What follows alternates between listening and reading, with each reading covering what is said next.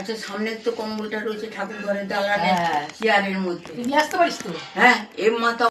তোমাদের একটা জিনিস দেখাচ্ছি, চলো।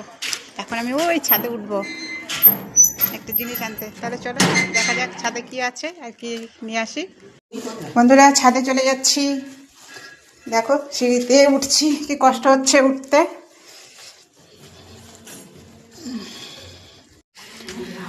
তো উঠছি, সিঁড়ি আর শেষ হচ্ছে না। দেখো উঠেই যাচ্ছি।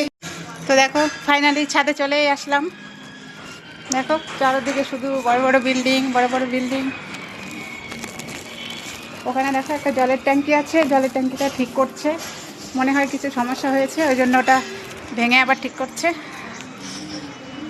তো চলো, যার জন্য ছাদে এসেছি সেটাই দেখা যাক আজকে আমি কি নিতে আসলাম ছাদে।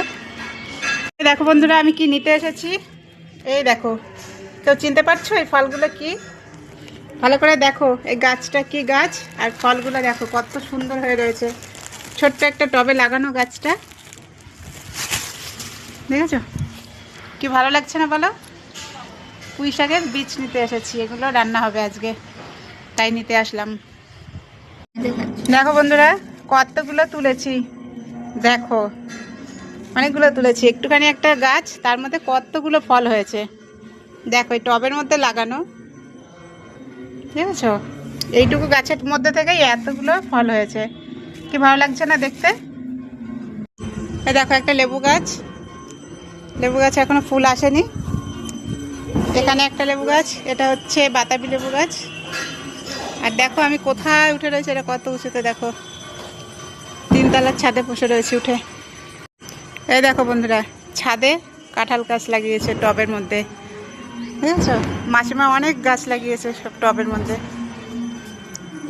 কি ভালো লাগছে না? দেখো এমন কোনো গাছ নেই যে মাসিমার ছাদে নেই। মাসিমা সব রকমের গাছ সব ছাদে লাগিয়ে রেখেছে। দেখো পেয়ারা গাছ ছাদে, এটা দেখো এটা নীলকণ্ঠ ফুল, যেটাকে বলে অপরাজিতা ফুল গাছ সেটা।